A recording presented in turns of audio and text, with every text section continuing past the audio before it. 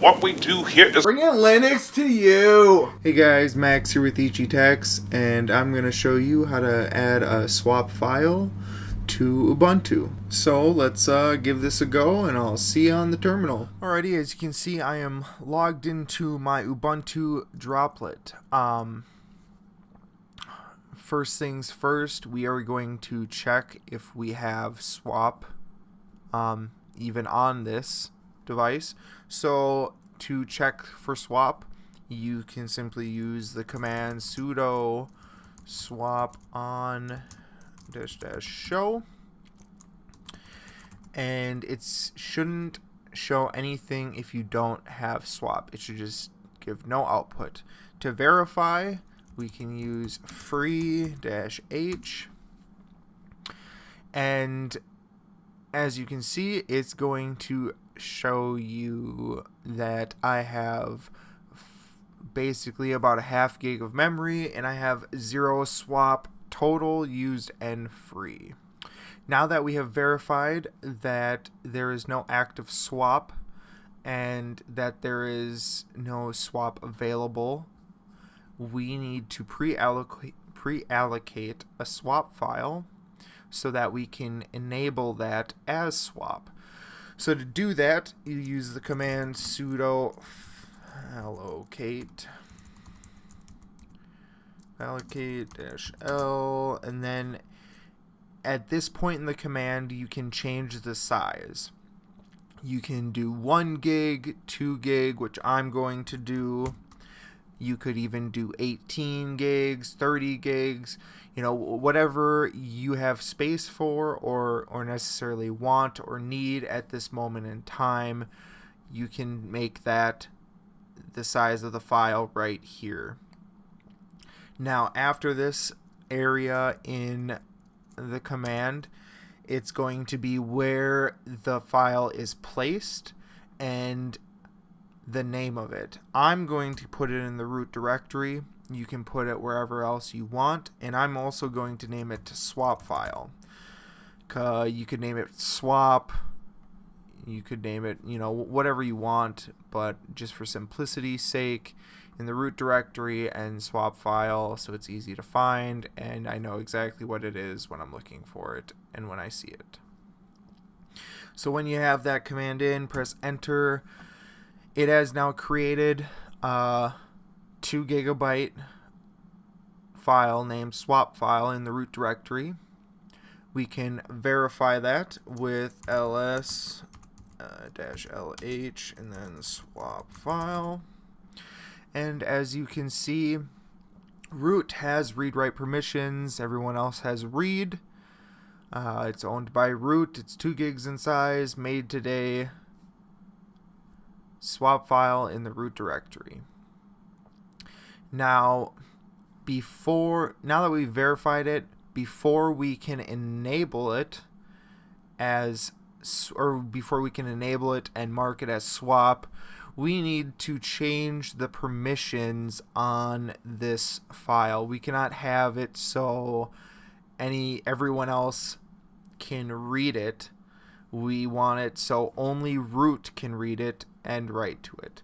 So to fix this, we are going to use sudo chmod 600. The 6 keeps the read-write permissions for root, and the 0s take away all permissions for everyone else. And then just do it to swap file. Or, oopsies, not chmob, we want chmod. And you want it to, well, I want it to swap file, you want it to whatever file and wherever it is stored. Now that we have switched the permissions, we can verify that with the command we used before with ls-lh, and as you can see, root has read-write permissions and everyone else has nothing.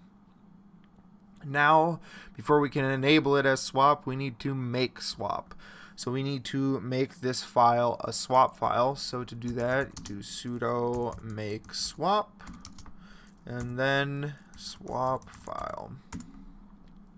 As you can see, it is setting it up as swap space, 2 gigs in size, and it gives it its own UUID. Now that we have marked it and made it swap space, now we can enable it as swap space. So to enable it, you are going to use the command sudo swap on, and instead of the dash show, you're going to put where your file is. So for me, it would be swap file in the root directory. Now there's not going to be any input, it just automatically activates. But to verify that it is working, you're going to use the same command we first used to verify that we didn't have swap. So that's sudo swap on -- show. Now this time, as you can see, it does an output. It gives an output at least. You know, its name is swap file in the root directory. It is a file, not a partition. It is 2 gigs in size and 0 bytes are used of it. We can also verify it with the free command. And as you can see, I still have that half a gig of memory. And now I have 2 gigs of swap total with 0 bytes used and 2 gigs free. Now that you have the swap file and we have swap enabled on your system and mine, now we need to make it persistent through restarts and shutdowns. So to do that, we need to add entry into the FSTab file. But before we do that, we need to back up the FSTab file. So to do that, we're just going to do a simple copy-paste command and add .backup to the pasted entry. So sudo copy-paste etc FSTab and then etc FSTab.backup. And what this does is it literally copies the FSTab file in etc and makes a brand new file of the same exact file, but just adds the .backup to the end of it in the same directory. So if we ever screw up that file and we need to fix it, instead of ruining our install, we can quickly go in with a live CD, get rid of the one we futzed around with, and delete the .backup on the copy and pasted backup, and we are back up and running without any of the changes. So press enter, and now we have the FSTab backed up. Now that we have that backed up, let's edit FSTab. So use your favorite text editor. I'm going to use Nano, and let's add an entry. So now at the bottom of your file, this is where we're going to want to put in our entry. If you have a lot of hard drives or partitions and whatnot, you're going to have a lot more entries than I do. This is a VPS, so it virtually only has it has very little, and it is not a lot going on with mine. But so head down to the bottom of yours, and I always like adding commented out label of what I am adding to whatever config file or file I am editing. So to add a commented out label that is ignored during startup and whatnot, you're going to use the pound sign or the hashtag sign, and then write a brief description of what you are adding to this file. So I am adding a swap file added to the root directory to be used as swap space. Now that's all you need. Just press enter, and now we are going to put in our entry underneath our commented out label. And our entry is going to be, well, for me it's going to be swap file. It has no label, so none. It is going to be used as swap, so SW for the defaults, and then 0 and 0. Now there's your entry.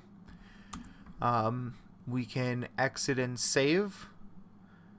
So for me that would be Control X, and then it wants to overwrite. Click Y for yes, overwrite FSTab, enter, and now we are done. FSTab has been edited. We have our entry in there. If you want to double check, you can redo the same command we just did to edit it. And as you can see, it has not disappeared. So now that you have that entry saved, now you have a system that has a working swap file used as swap space that also persists through your restarts and shutdowns. Now we just added a swap file to be used as swap space for our system, and we are using all default settings. We haven't tuned or tweaked any of the settings that would be associated with swap. Like swapness, we haven't raised or lowered the system's ability to swap stuff out of memory to disk, our swap space or swap file, or we haven't touched the cache pressure, which would basically mean that instead of the system wiping out the cache to make room in the memory, it would just swap more stuff out of the memory to disk or swap space to make room. Now both those explanations are kind of oversimplified, and I could go into a lot more detail on them. But say if you guys want me to make another video on changing those settings, going into more detail on each of those settings or anything else that has to deal with swap, why don't you leave a comment below or hit me up on Twitter at ichitex, and I'll be listening. So I hope you guys enjoyed this video. Why don't you give me a thumbs up if you liked it. If you didn't, you know what to do. Consider subscribing for more content like this, and I'll see you guys in the next one.